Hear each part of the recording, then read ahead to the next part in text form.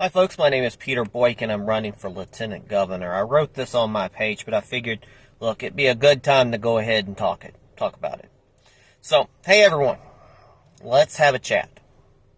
I'm talking to you, my fellow Republicans and those claiming to represent our party.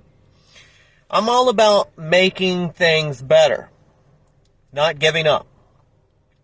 I'm a strong Republican, but my main loyalty is to our country and its people, not just the political gang. Now let's talk about our Republican leaders, our leadership, and the folks active in our local North Carolina GOP. Some of them, not all of them, they disappoint me. Not everyone, but some are closed-minded, not very sensitive, all over the place, hypocrites. We say we hate the swamp, but sometimes we pick folks who don't really stick to our constitutional values. Take social conservatism, for example. It leads to closed-mindedness and insensitivity. A lot of people might argue about that with me, but I think it's just like radical liberalism. Both don't belong in our country. It's time to call out those who believe in extremism. Show others their true colors, and stop them from hiding behind fancy words to mask what they really want in this country. And that's to do nothing but cause conflict. In my journey, both in real life and in online, I've met folks who grab my ideas for themselves. Funny enough, some don't like me because I don't fit what their typical Republican definition is. They're trying to keep people away from what I'm saying.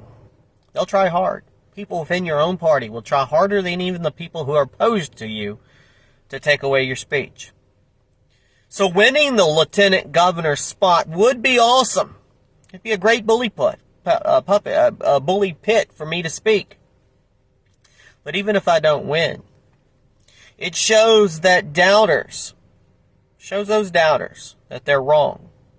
And then, yes, I can run. I can run. Grassroots can run.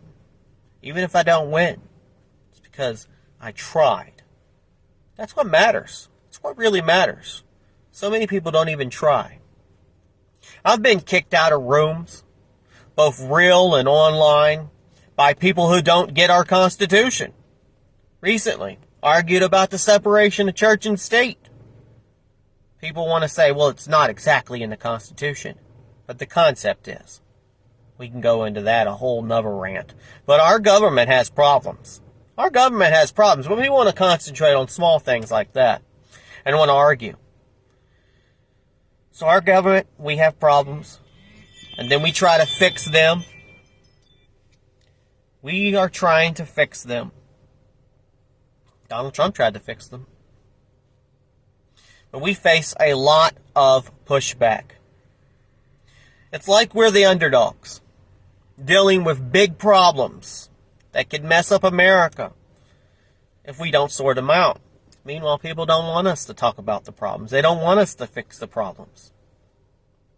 Now, I like to go to events if I'm invited. I don't really hunt down local GOPs to go and speak at them. I'm not going to hit all 100 counties. It's just not my plan. I don't want to waste money on fancy tables and sponsorships. I understand that's how people fundraise. But I think it matters is what do you do with the funds that you get from the few bucks that I give you. So I want to strategize with how I spend my money. I've talked about how it seems like the only way you get a voice nowadays, left or right, is by paying money. And I don't think that's right. I'm all about free speech. I say what's on my mind, even if it's not the popular opinion. My online space is proof of that. That's why Facebook, Twitter used to, other groups have shunned me, have shadow banned me, have kept me from speaking. Obviously, I must be saying something proper. Now, I challenge people, but I'm great to have an open dialogue. I would love to have a good chat. I don't want to live in a vacuum tube. But some don't like me just because I point out our party's issues. That's why I titled this, Can You Handle the Truth? Can you handle hearing the truth? I was thinking about writing an op-ed to spill the truth.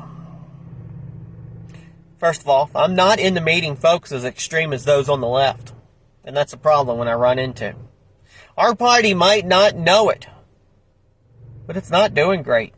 It's possibly on its deathbed. People talk about America's on its deathbed. No, our party's probably on its deathbed. Look at the amount of unaffiliated voters and how we're growing, not only in just North Carolina, but across America. And I'm not saying that the left isn't dead either, because they're dead too. It's because extremism is killing our country. Our party, the Republican Party, has pushed away people who could help. They've left those arrested during the J6 events hanging. And too many have given up fighting for the truth of what really happened to our votes in the election of 2020. Many even now just want to ignore our claims of voter fraud as if they'll make them just all go away. That's not works. It doesn't work that way. Real patriots find themselves in tough spots. Or they're ignored. Or they're banned. Or they're shadow banned. Or they make it harder for them to hear their voices. But it means you got to scream louder in that room. That doesn't mean you got to get violent. That means scream louder. Speak louder. While some on the right don't stick to their beliefs, a lot of people don't stick to their beliefs. Right and left. They have no real belief system. On the other hand, though, people on the left, it's weird. With all their issues, a lot of horrible issues, they stick together from what they believe in. They're better at this game. They never give up. They never surrender. And that's frustrating because I see the same problems over and over and over and over again. 2018, I talked about how bad we did during the midterms. 2020, I talked about it. 2022. Now 2023. I guess 2024 is going to be the same. And what are we going to do? What are we going to do if Donald Trump loses? What are we going to do if Donald Trump loses? What are we going to do if Donald Trump wins, but we get other legislation, we lose the legislation, and then Donald Trump has become a lame duck again? People celebrate the fact that they've turned our governor, who's just a Democrat, into a lame duck, but we get stuck in that same situation. And my biggest issue is, what happened to MAGA? Make America Great Again. It used to be about making things better. But now it's just a shadow of what it was. A lot of it has to do with social conservatism. The Republican Party has gone backwards. They've torn off the bandage. They started picking at it. By not even thinking about Donald Trump. So many of them not even thinking that Donald Trump should run again and supporting other candidates. I mean, it was a no-brainer to support Donald Trump. But these people have torn off the bandage that Trump provided for America. Now, our political system seems totally broken. So by chance, just by chance, I get elected. My job is to fight against the extreme folks on both sides. I will work hard to keep our country and North Carolina strong. But it's a tough fight. But I think I'm someone who's got to step up for the future that we all want. And let's remember what we the people means. Please check out GoRightNews.com. That's where I put up a lot of articles. But my campaign website, PeterBoykin.com. Please support. I got to get the filing fee together. Remember, I'm grassroots. Donate if you can. And watch these videos and share these videos because Facebook sure won't let me. God bless everybody. Peace.